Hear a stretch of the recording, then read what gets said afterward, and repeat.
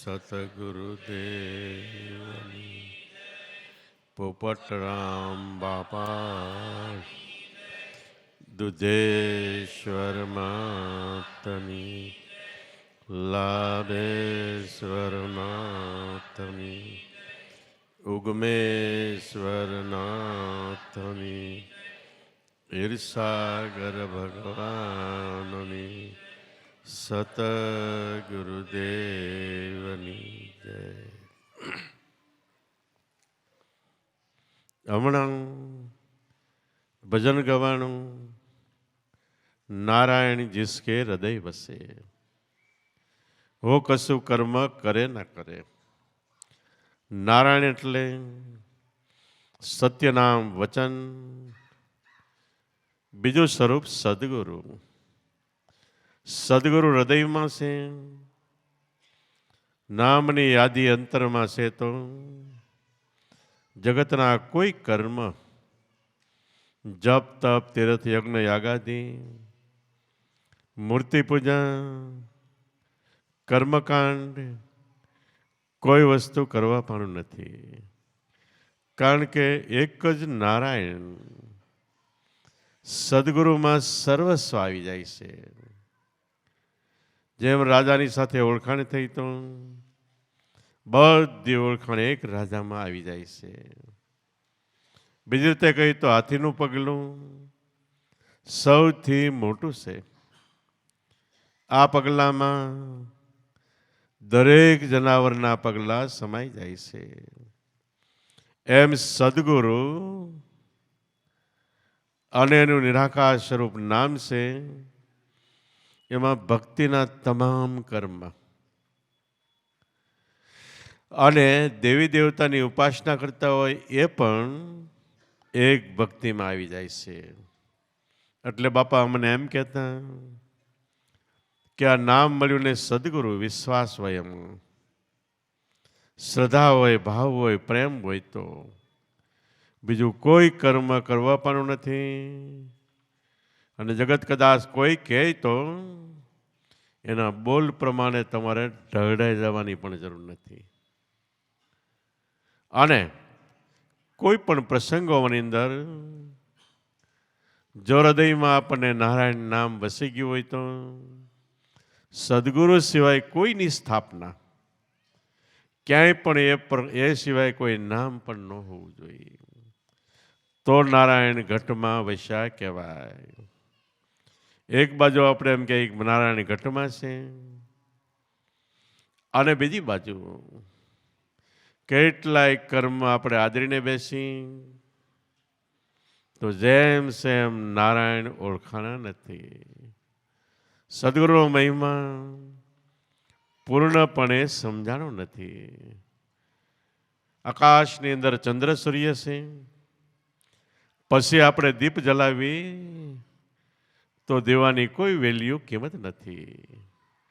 કારણ કે એ પ્રકાશ તો સૂર્યનો પ્રકાશ દીવાના પ્રકાશને તમામ પ્રકારને આંજી દે છે.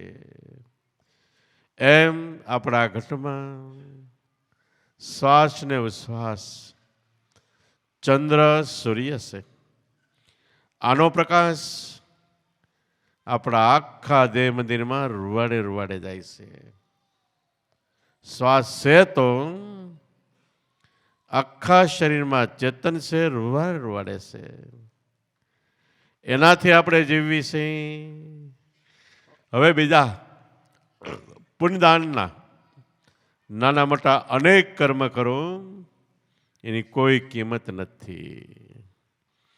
કદાચ આપણે ભિખારી હોય, પ્રસન્ન થઈ જાય, કોઈ પારસમણી આપી દે. પારસમણી એક ધાતુ છે, એ લોઢાને અડાડો એટલે સોનું બનાવી દે છે.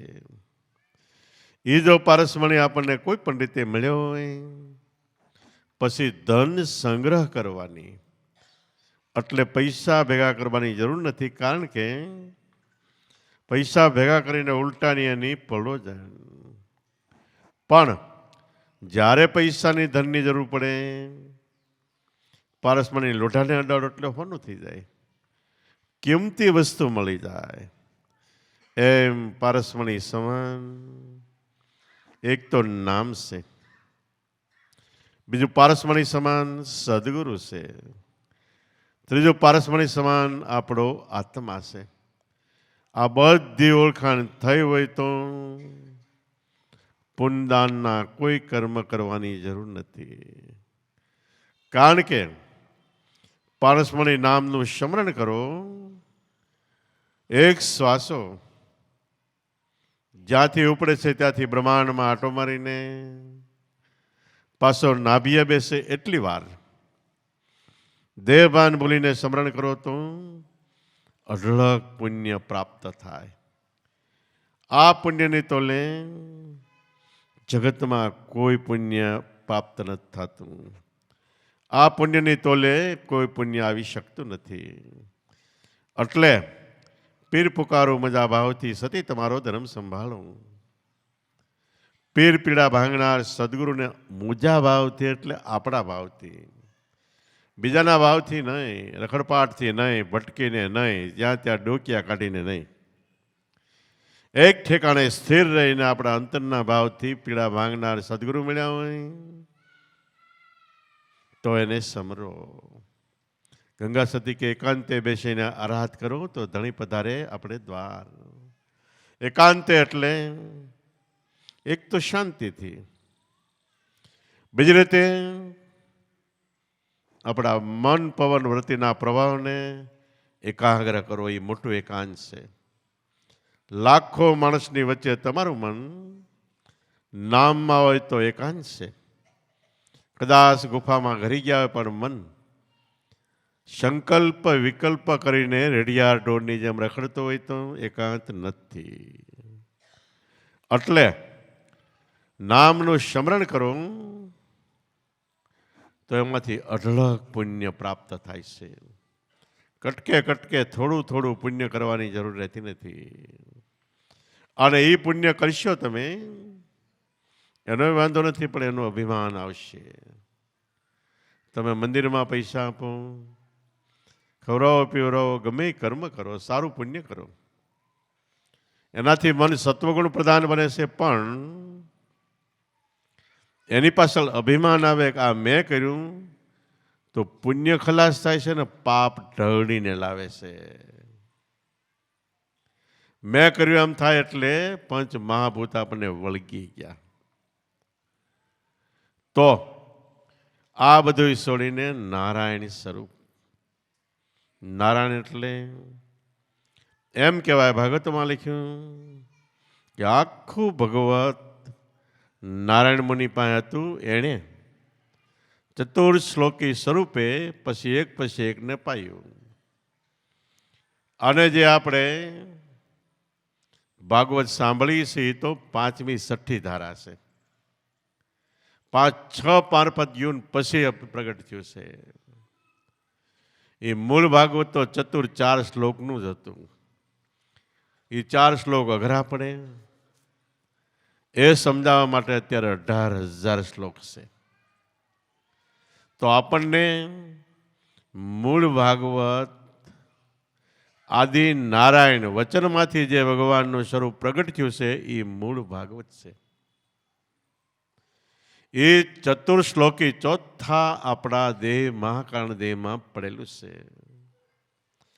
અને એ નામ વચન રૂપે છે. એનું સ્મરણ કરો તો અંતરમાં ભાગવતના સાર રૂપે આપણે નાદ સંભળાય. ફરીવાર ભાગવત આખું ચતુશ્લોકી 4 શ્લોકનું હતું. જે રચના થઈ ત્યારે ગીતાજીની રચના થઈ ત્યારે ગીતાજી 7 શ્લોકના હતા. એ 7 શ્લોક સમજાવવા માટે વાયલા મહાપુરુષોએ 700 શ્લોક કરી નાખ્યા. રણ મેદાનમાં 700 શ્લોકની ગીતા ભગવાન ક્યારે કે? એ તો 4-5 દિવસ વહી જાય. પણ અર્જુન ભોળ નહોતો. 4-7 શ્લોકમાં આખો ગીતા ભગવત ગીતા ભગવાનના ગુણાનુવાદો ગવાઈ સમજી ગયો. એવી રીતે ચતુર્શ્લોકી ભાગવત, ભાગવત એટલે ભગવાનનું સ્વરૂપ. 4 શ્લોક બીજી રીતે આપણે તે કહી તો ચોથા મહાકાણ દેહમાં એ ભાગવત આખું પડેલું છે. અને એ નામનું સ્મરણ કરો તો આખું ભાગવતનો સાર નામના સ્મરણમાં આવી જાય છે. નામનું સ્મરણ કરો એટલે ચારેય દિશામાંથી શુભ પ્રાપ્ત થાય,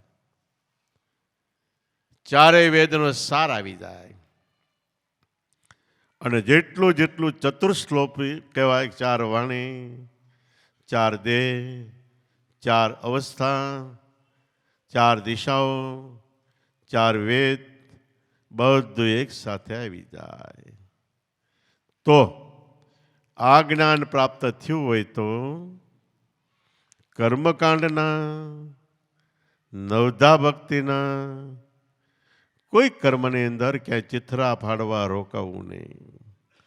મૂળ પકડ્યું છે તો મૂળે ચોંટી જાઓ. ન્યાય કવિ સાહેબે કીધું મૂળ પકડ્યો તો ક્યાં હુઆ, ચડન કી ગમ નહીં. ઝાડનું મૂળ પકડી રાખ્યું તોય શું થઈ ગયું, પણ ચડવાની સમજણ નથી. અને જો ઉપર ચડ્યા, ફળ ચાખ્યા નહીં તો હોશ રહી મનમાં. તો મૂળ સદગુરુ આપ્યું છે એની પકડ કરો. એમાંથી ઊંચે કેમ ચડાય, કેવી રીતે પગ ક્યાં મૂકતા જમાય, એ સદગુરુ શીખવાડે. ઉપર ચડ્યા પછી નાદનો અનુભવ થાય, ગમે અનુભવ થાય, એમાં સ્થિર થાવ તો ફળ ચાખ્યું છે. પણ એમાંય સ્થિર ન થાવ તો પછી સદગુરુ દાતા શું કરે. એટલે એમાં સ્થિર થવા માટે મહાપુરુષો કે ચંદન માખી પરહરે, દુર્ગંધ હોય ત્યાં જાય, સાર સાર ગ્રહણ કરે, માખી ઉડી જાય. ચંદન માખી એટલે મધમાખી. મધમાખી મધ લેવા જાય, બધી માખી ભેગી થઈને 1.25 લાખ કિલોમીટરનો પ્રવાસ કરે તો એક મધ તૈયાર થાય છે. એ મધમાખી મધ ગોતવા માટે જાય એટલે ફૂલો ઉપર પણ બેહે, લીલી વનસ્પતિઓમાં બેહે, ત્યાંથી પણ મધ ખેંચે છે. એની સાસમાં એવો ગુણ છે, સુંદર મધ ખેંચી લે છે. અને ગંદકી હોય, પાણીનું ખાબોચિયું ભર્યું હોય, ગંદકી હોય ત્યાં પણ મધમાખી વધારે બેઠી હોય. તમે જોજો, પાણીનો પ્રવાહ હોય, અટકી ગયો હોય, ખાબોચિયું પાણીનું ભર્યું હોય, ત્યાં મધમાખીઓ વધારે બેઠી હોય. એ ગંદકીમાંથી પણ સાર ખેંચી લે છે અને ખાતા ન ધરાય એવું ગળ્યું મધ બનાવે છે. એટલે આપણામાં કહેવાય છે ગળ્યું ગળ્યું ગળ્યું મધના જેવું. તો આપણે ચંદન માખી પર હરે, આખી દુનિયામાં ફરે. ચંદન માખી પર હરે, દુર્ગંધ હોય ત્યાં જાય. દુર્ગંધીમાં પણ બે સાર સાર ગ્રહણ કરે. ગમે અહીંયા જાઉં, બાપા એમ કહેતા કે ગમે ત્યાં જાઉં ટોપરું લઈને આવજો, કાચલું લઈને નહીં આવતા. કાચલામાં ટોપરું છે, એમ ગમે ત્યાં જાઓ ત્યાં ગુણ લઈને આવજો, બીજાના અવગુણ લઈને નહીં આવતા. અવગુણ લઈને આવી તો એક તો આપણે ત્યાં જ્ઞાનનો ધક્કો થાય, બીજું કે અવગુણ લઈને આવી તો એનો ભોગવટો પણ આવે છે. એટલે ગુણ લઈને જાજો. તમારામાં ગમે એટલી શક્તિ હોય, કોઈ દી બાપા એમ કહેતા કે એનું અભિમાન નહીં લાવતા ક્યારે. ઉગારામ દાદા કહેતા કે મારામાં શક્તિ જો જોઈ તો પૃથ્વી હલબલાવી નાખું. છતાં એણે એટલું બળ હોવા છતાંય નિર્બળ રહીને વર્તતા. અને વાણીમાં વર્તનમાં મનની સરળતા હતી. કોઈ દિવસ નાનો હોય તો ટોસલા નહોતી કરી, કોઈનું અપમાન નહોતું કર્યું, કોઈ જોડે જીભા જોડી નહીં. અને એવો પ્રસંગ આવે તો નીચું મૂકીને પણ ઉગારામ બાપા હાર સ્વીકારી લેતા. એમાં કોઈએ કીધું કે આમ કેમ બાપા? તો કે હાર્યો દાવ લે છે એની જગતમાં બલિહારી છે. જેમ રાવણ હતો એ ઋષિપુત્ર હતો, સમર્થ ગુરુમાં જ મળેલા, વેદનો પ્રાણેતા હતા. એટલે વેદ જે કે જે લખ્યું હોય એને સિદ્ધ હતું. વેદમાં લખ્યું હોય કે 27 પ્રકારની સિદ્ધિ છે, તો એ સિદ્ધિઓ બધી એને વરેલી હતી. અને આખો વેદ મોઢે એણે એનું ટ્રાન્સલેશન એટલે ટીકા પણ કરેલી. ટીકા એટલે એક એક શબ્દને ફોડીને વિસ્તારથી કહે, એનું નામ ટીકા કહેવી. એટલું તો શક્તિ હતી. પવન પાણી ભરે. પવન એટલે આપણો શ્વાસ. શ્વાસની ઉપર જેનો કંટ્રોલ કાબુ હતો. વાહિતું કરે. એટલે શ્વાસા ભરે. એમાં અંતરની ગંદકી ઓટોમેટિક આપણી બહાર નીકળે છે, અંગારવાયુ.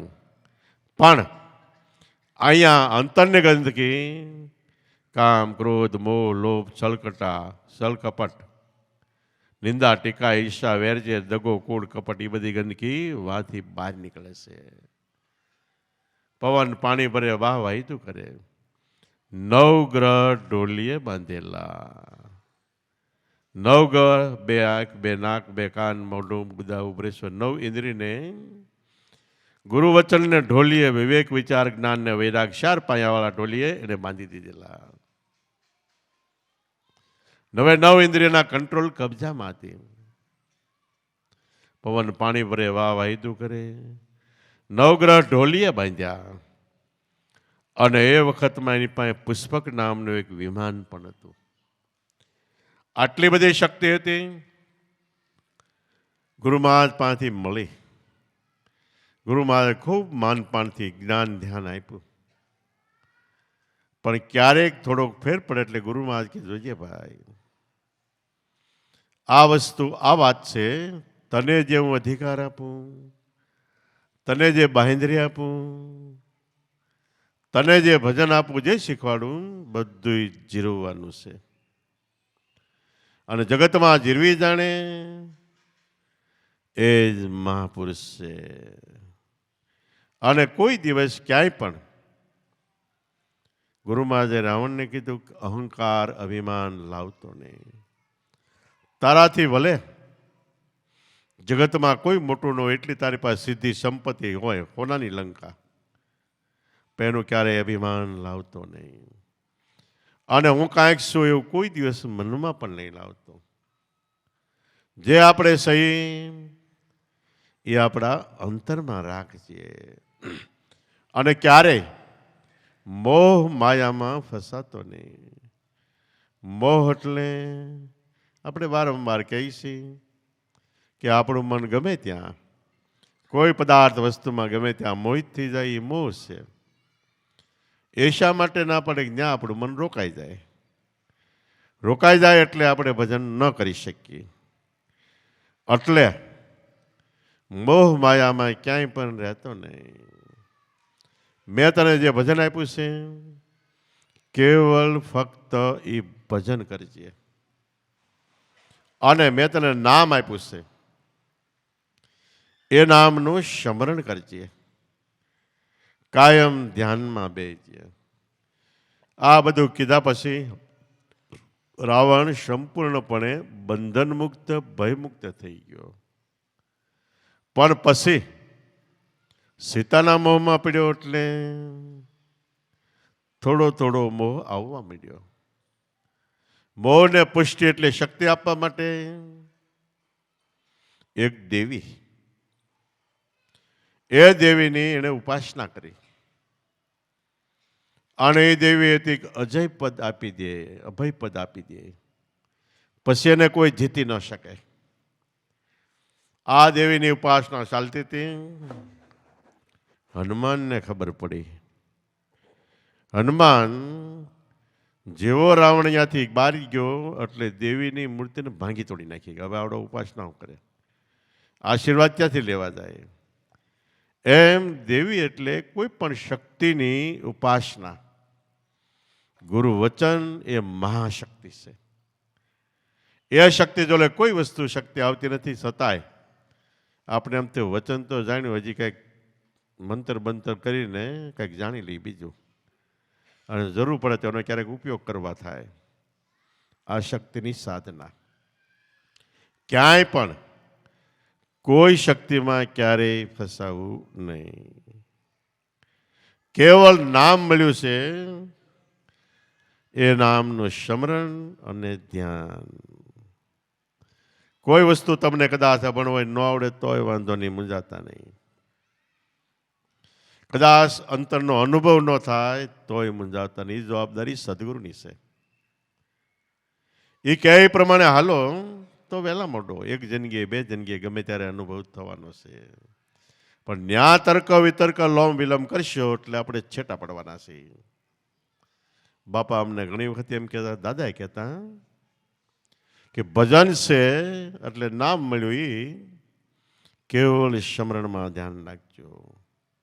કાંઈ બની જવું, જાણી લેવું, જોઈ લેવું, અનુભવી લેવું, સાંભળી લેવું, કોઈ ઈચ્છા રાખતા નહીં. એ તો ઓટોમેટિક થવાનું છે. રાવણને એમ કીધું કોઈ ઈચ્છા રાખતો નહીં. છતાંય એણે ઈચ્છા, ભલે તમે સત્વગુણી હારી રાખો તો ઈચ્છા એ ઈચ્છા છે. રાવણની છાતીમાં ચડી બેઠા રામને કે તારી ઈચ્છાઓ 4-5 કીધી કે સતી સીતાને મહામાયાને મારી કરવી હતી.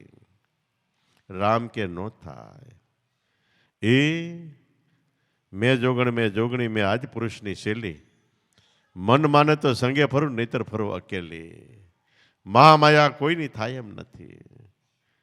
તો કે બીજી ઈચ્છા કે સ્વર્ગની શેડી માંડવી. ત્રીજી ઈચ્છા સમુદ્ર ખારા છે ને મીઠા કરવા. ચોથી ઈચ્છા ચંદ્રમાં વધઘટ થાય કલામાં. પૂનમે હોળે હોળ કળા ન હોય અને અમા આવે તો દર્દન અંધારું થઈ જાય. આ બધી કળા મટાડી દેવી. ત્યારે રામચંદ્ર ભગવાન રાવણને ઉપદેશ આપતા કહેજો, આ ઈચ્છા કરવા વાળું કોણ છે? રાવણ કે મારું મન છે. તો મનને આ ઈચ્છામાં લગાડે એ કરતા તું તારા મનને ભજનમાં નામમાં લગાડી દે. બધી ઈચ્છાઓ તારા શરણમાં આવીને આલુટશે. રિદ્ધિ સિદ્ધિ બધું તારા શરણમાં આવી જાય. કબીર સાહેબ કે નિર્વાણી નિર્વાણી નિર્વાણી. જ્યાં બધી વસ્તુ મુક્તિ એટલે મોક્ષે ભરે પાણી, અષ્ટમાં સિદ્ધિ, નવમાં નિધિ, વિધાતા રાણી બધા દાસ થઈને રહેશે. પણ ક્યારે? કે નામમાં જાય ત્યારે. એટલે ફરી વાર કહું તો નામના સ્મરણ, એના ધ્યાન સિવાય કોઈ ઈચ્છા નહીં રાખતા. નહીં રાખી હોય તો ઈચ્છાઓ પરિપૂર્ણ થાય. સદગુરુ પૂરક પરિપૂર્ણ કરવા વાળા છે. પણ જેટલી ધીરજ ગુમાવીશું એટલી વસ્તુ પાછી જાય. પણ ધીરજ ગુમાવ્યા વગર ફક્ત સદગુરુ અને નામમાં ધ્યાન રાખશો તો એ ઈચ્છાઓ વહેલી પૂરી થાય. અને જ્યારે એવું સંકટ આવે, તમારા સમયમાં બાપા એમ કહેતા તો એકદમ ધીરજથી ગુરુમૂર્તિનું ધ્યાન વધારે કરજો. નામ છે વિઘ્ન વિધારણ છે. વિગતમાંથી કાઢવા વાળું છે. નામનું સ્મરણ એ બળ વધારી દેજો. નામ છે નરક નિવારણ, જન્મ સુધારણ, મોક્ષ દાતા, અજર અમર અખંડ અવિનાશી અગોચર અવાચ્ય, કૃપા સિંધુ દયાના સાગર. કેટલી જેટલી ઉપમા આપો. ગીતાજીમાં 27 ઉપમા કીધી છે. બધી નામને અને સદગુરુને જાય છે. આપણને જો એટલું મન બંધાઈ ગયું તો પછી આપણે બોલવા પણ જ નથી. બધું જાણે છે. તનકી જાણે, મનકી જાણે, જાણે ચિત્રાની ચોરી. એનાથી છુપાઈને ક્યાં જશું? જેના હાથમાં છે આપણા જીવનની દોરી છે, પણ આપણને ખબર નથી. આપણને એમ થાય કે આપણે આ બધી પ્રેમ ભાવ શ્રદ્ધા વિશ્વાસ આપણને જ છે, સામે સદગુરુને નથી. એવું નથી તો ખોટું છે. વારે વારે આપણને સદગુરુ યાદ આવે તો એની સુરતાથી આપણને યાદ આવે છે. એની સુરતા આપણી પર હોય છે. પણ આ સુરતા નિરાકાર છે એટલે આપણે એને ખબર નથી રહેતી કે સુરતા આવે છે આપણી ઉપર જાય છે. નવીતર 24 કલાક આઠે પોરની પૂરી જિંદગી નહીં, જન્મો જન્મ એની રખેવાળી છે અને ગમે ત્યાં હોય તો એ ઓળખી લે છે. જેમ કુંજળા પક્ષી દરિયાકાંઠે રહે છે, પછી જ્યારે ચોમાસું પૂરું થવા આવે એટલે દરિયાના બેટમાં ઈંડા મૂકે છે. ઈંડા મૂકીને ચારો ચરવા માટે અંદરના પ્રદેશમાં આવ્યા જાય. કોઈ 2 મહિને, કોઈ 4 મહિને, 6 મહિને અંદરના પ્રદેશમાં મીઠા પાણીના સરોવર પૂરા થાય, ફૂંકાઈ જાય એટલે પાછા આવે છે. પણ ઈંડા મૂકીને ગયા એનું કે એની સુરતા 24 કલાક ઈંડા માથે હોય છે. ઘઉંની આખી આખી ડુંડી ખાય, ગળે લે, ગળેથી ડુંડી નીચે ઉતારે તો એ સુરતા ઈંડા માથે જાય. તમે કોળીઓ ભરી જો ગમે એ ખોરાકનો, કોળીઓ ગળેથી નીચે ઉતારવા જાઓ તો કોઈ વિચાર નહીં તમારો હાલે. જ્યારે કુંજ પક્ષીને એ વિચાર હાલે છે, ઈંડા માથે સુરતા જાય છે. આખી આખી શેણાના ડાળખા ખાઈ જાય, પણ ખાતી વખતે ગળેથી નીચે ઉતારે એટલે સુરતા અહીંયા જાય, સિંગ ખાય. તો સુરતાના ખેલથી અહીંયા સુરતાને ન્યા ઈંડા સેવાઈ જાય. કેટલો બધો સુરતાનો તપ કહેવાય, પુણ્ય કહેવાય, કરંટ કહેવાય કે શક્તિ કહેવાય. અને પાછી એનાથી મોટી ખૂબી, પાછા ફરીવાર એ મહેરામણ તરફ જાય, સમુદ્ર તરફ પાછા જાય છે, બેટ તરફ. એ ઈંડા સુરતાના ખેલથી સેવાઈ ગયા હોય, બચ્ચા થઈ ગયા હોય. કુંજ પક્ષી આકાશમાં ઉડતું ઉડતું બેટ તરફ જાય છે અને જેવું ક્રાવ બોલે, જેનું ઈંડું હોય ઉડતું ઉડતું હામું આવે. આ સુરતાના ખેલની વાત છે. અને કુંજ પક્ષી પણ પોતાનું મૂકેલું ઈંડું હોય એમાંથી બચ્ચું થઈ ગયું, બચ્ચાને ઓળખી લે છે. હેત વખાણી એવલા કુંજ કરે, મેરામણથી જાય. 2-4 મહિના આવીને ઓળખે, હેત એનું નામ કહેવાય. પક્ષી એને ઓળખી લે છે અને બચ્ચું પણ એની માને ઓળખી લે છે. આ વસ્તુ આપણે માટે છે. કારણ કે સંતો મહાપુરુષો આપણને કદાચ મૂકીને વિહે ગયા તો આપણને એમ થાય કે હવે શું થાય? નહીં. કૃષ્ણ ભગવાન અર્જુનને ગીતાજીમાં કહે, અર્જુન, યોગ ભ્રષ્ટ થયેલા આત્માઓ યોગની સાધના કરતા કરતા અડધે પૂગ્યા, પોણે પૂગ્યા અને પછી દેહ છૂટી ગયો, ફરીવાર બીજે જન્મે એનો યોગ હું પરિપૂર્ણ કરાવું છું. આ આપણને લાગુ પડે છે.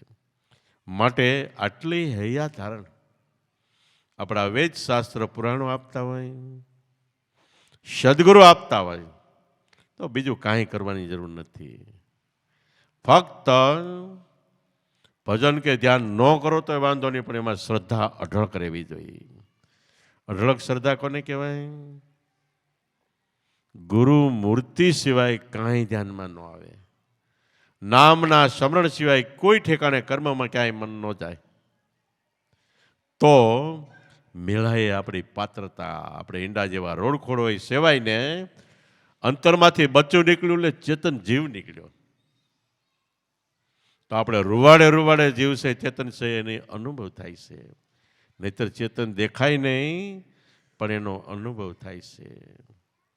એટલા માટે જે કહેવામાં આવે છે કે આપણા કોઈ પણ મહાપુરુષો કેવા ખાતર કહે છે એવું નથી, અને આપણે સાંભળવા ખાતર સાંભળી એમે નહીં, કે વ્યવહાર ખાતર આપણે આવી જાય એમે નહીં.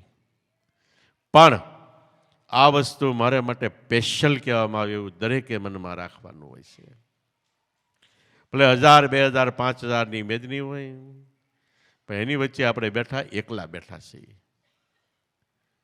અને એ વખતે સત્સંગ ચાલતો હોય તે આપણું મન શ્વાસમાં હોય તો સમજાતું જાય, અંતરમાં ટેપિંગ પણ થતું જાય. અને એક જન્મની, ઘણા જન્મની, કરોડો જન્મની ટેપ આપણા મનોપ્રદેશની અંદર અંતઃકરણમાં સમાયેલી છે. અને એવા કેટલાય દાખલાઓ છે. આપણે ઈર્ષાગર બાપાની તમે સોંપડી વાંચજો, નાની એવી છે. આખું જીવન ચરિત્ર દાદાએ લખ્યું છે. અને જે વખતે જે વાણી બોલ્યા એ વાણી બની બધું દાદાએ લખેલું છે, લાભુ દાદાએ. છતાંય ખૂબી એવી કે લાભુ દાદાએ ઈર્ષાગર બાપાને જોયા નહોતા. તો લખાણું કેવી રીતે કે કોઈ પણ સ્વરૂપે એની સુરતા ત્યાં જામી ગઈ. એવી રીતે દાદાના ઘણા આખ્યાનો છે. ઈર્ષાગર બાપાનું જીવન ચરિત્ર વાંચો તમને એમ થાય કે ઈર્ષાગર બાપા બોલે છે, પ્રસંગો બને છે ને દાદા અહીંયા સાક્ષી રૂપે છે અને લખતા જાય છે એમ લાગે. લખતા જાય વાત થશે પણ અંતઃકરણમાં તો કરવા જેવી આ વસ્તુ છે. આમાં વિશ્વાસ રાખો, શ્રદ્ધા ભાવ પ્રેમ રાખો, તો આપણામાં પૂંજારામ બાપા કહેતા કે તમારામાં જે ખામી હોય પૂરવણી પૂરવાવાળા અમે મહાપુરુષો બેઠા છીએ. કરશે વિશ્વાસ હોય તો. એટલે પરિપૂર્ણ વિશ્વાસ રાખો. ક્યાંય પણ વિશ્વાસથી પછી આપણે પાર થઈને આપણું મન ક્યાંય ચંચશાળામાં ચાલાકીના શેરડામાં ડોક્યું કાઢવું ન જોઈએ. એવી રીતે વેદ લખવાવાળા ઋષિમુનિઓ હરિજન નાની નાની જ્ઞાતિમાં થયા, છતાં એણે આવડા પુસ્તકો લખ્યા છે. આટલું બધું જ્ઞાન ક્યાંથી કાઢ્યું? તો વિદ્વાનો શું કહે છે? બ્રહ્મા આકાશમાં છે અને ત્યાંથી બ્રહ્માએ વેદનું જ્ઞાન વહેતું કર્યું. આપણે જેમ વાહન વહેતું કરીએ એમ એને જ્ઞાન વહેતું કર્યું. અને સિંધુ નદી કાંઠે, સિંધુનો અર્થ દરિયો થાય, અને એણે સિંધુ નદીને કાંઠે બેસીને વેદ ઝીલ્યા. વાત સાચી છે. બ્રહ્મા એટલે બ્રહ્મ સ્વરૂપ આપણો આત્મા. આકાશ આપણા હૃદયાકાશમાંથી પ્રગટ થાય છે, ત્યાંથી વહેતું થયું. અને સિંધુ એટલે શાયર, દરિયા કાંઠે બ્રહ્મ દરિયામાં, એટલે ગુરુ વચનમાં ડૂબકી મારીને ઋષિ મુનિઓએ આ જ્ઞાન ઝીલ્યું. ખૂબી કેવી છે? તમે 10, 20, 25 શ્લોક સાંભળી લો, પછી શ્લોક યાદ નહીં રહે. અને એકાદો કદાચ રહે, બે રહે, પણ બધા નહીં રહે. જ્યારે આ ઋષિ મુનિઓ જેટલું સાંભળ્યું અંતરમાંથી ધ્યાનમાં, એ બધું યાદ લખીને લખ્યું. નકર આપણે વાંચીએ, પાકું કરીએ, એ જ્ઞાન પાક્ષિક, એટલે 15 દિવસ યાદ રહે, પછી ભૂસાવા મળી જાય. પણ અંતરનું જ્ઞાન જો પ્રગટ થઈ ગયું હોય આપ લઈ, તો આ જ્ઞાન આ જન્મે નહીં, કોઈ જન્મે ભૂસાતું નથી. તો આવા ધર કધર ઋષિમુનિઓ મહાપુરુષો ભારત દેશમાં થયા છે. 88,000 ઋષિમુનિઓ. દેવતાયન ઋષિમુનિઓએ છતાં નોખા હું કામ પડ્યા? કે ઋષિમુનિઓએ આખી જિંદગી ભજન સિવાય, સત્સંગ સિવાય, ધ્યાન સિવાય કાંઈ નહોતું કર્યું. અને દેવતાઓ તો રાજા મહારાજા થઈ ગયા, એ તો જરૂર પડે તલવાર લઈને સોંટી પડતા. પણ ઋષિમુનિઓએ એ કાંઈ ન કર્યું. આખી જિંદગી ભજન જ કર્યું. એમાંય કે બંગાળમાં શણકાદિક ઋષિમુનિઓ થયા. એણે બંગાળ ખૂંદ્યો, આખો ભારત ખૂંદીને વ્યાસ મુનિ પાસે બ્રહ્મ જ્ઞાન લીધું. આખો ભારત દેશ હાલીને ફર્યા. તો એ પવિત્ર ભારત ભૂમિ છે જ્યાં દેવી દેવતા મહાપુરુષો થયા, સંતો થયા. એ ભૂમિના આપણે વાસી છે, એટલે કોઈ સામાન્ય વ્યક્તિ આપણે ન માનવી. અને એની પાસે જે વસ્તુ આપણને મળી છે, એટલે આપણા જીવનને હલકું નબળું નહીં રાખવાનું. અને હલકા વિચારમાં, હલકી વાણીમાં, હલકી રેણી કેણીમાં પણ આપણે ક્યાંય રાચવું ન જોઈએ. અત્યારનો રંગ રોગાન આપણને લાગવો ન જોઈએ. મમ્મી બપોરના સત્સંગમાં એક ભાઈ ઘણો ટાઈમ આવ્યો, પછી કે બાપુ મને આ જ્ઞાન સરખું હળવું સમજાતું નથી, ઉતરતું નથી, આમાં ટપો નથી પડતો, એટલે સમજણ નથી પડતી. તે મામૈયા બાપુ કે તું કેનીમાન પડસાઈ કેટલો જો, એટલે ફિલ્મ કેટલી જોશ કે બાપુ બેસ્યા દે કે પેલા બંધ કરી કે બંધ કરીને પાછો આવ્યો. બાપુ થોડુંક સમજાય છે, ઘણું બાકી છે. તો કાને કટ આગળ લટ મુશીનો વટ, જેના ઘરમાં આવે સફા સટતું એવો છે કે એ બધું કાટ નાખ કે. પછી કે હજી જ સમજાતું, થોડુંક સમજાણું, પોણું સમજાણું, પા બાકી રહ્યું. બાપુ કે મારો આ શિષ્ય છે એને હાંડીઓ રાખણી, 100 મહિના હાંડીઓ સરાય, તન મન ધન લગાવીને સેવા કરી. સેવાના યોગથી તારા મન પવનના પ્રભાવ છે એ ગળીને સાફ થાય. આપણે અત્યારે સેવાનું કરવા કીધું હોય કે કામ કરવાનું કહે છે. અરે વેચાઈ ગયા, કૃષ્ણ ભગવાન 12 વર્ષ રહ્યા. સેવાનો યોગ ઉલટાનો વધારે શીખવાનો હોય છે. અને મહાપુરુષોએ છેલ્લે કીધું સેવા ભક્તિ કળી કાળમાં ઉત્તમ ધર્મ ગણાય. અનુરાગી થઈને વર્તે જગતમાં તો બંધન મુક્તિ થાય, મનવા રામને સિદ્ધને ભૂલી જાય. એવા તો કેટલાય દાખલાઓ. રાતને દી દાદા માંદરા દાતા, લાભુ દાદા સીધા જ ન્યાજ અને ધોતી ઉપરતા ને કાસડી જેવું વાળીને પીરસવામાં, રસોડામાં બધી કામે લાગી જતા. તઈ ઉગારામ બાપાની કૃપા દ્રષ્ટિ થઈ અને નિર્ભય પદે સ્થાપી દીધા. તો કહેવાનો સાર એ છે કે દરેક મહાપુરુષોના જીવન ચરિત્રોમાંથી આપણે કંઈક ને કંઈક લેવું, પ્રાપ્ત કરવું અને આપણા જીવનમાં ઉતારવાનું.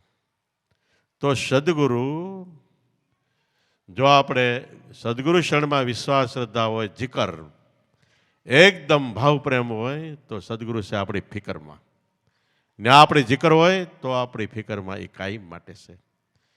આવું જે જીવન જીવે છે એના જીવનને ધન્યવાદ અને એનો બેડો પાડશે.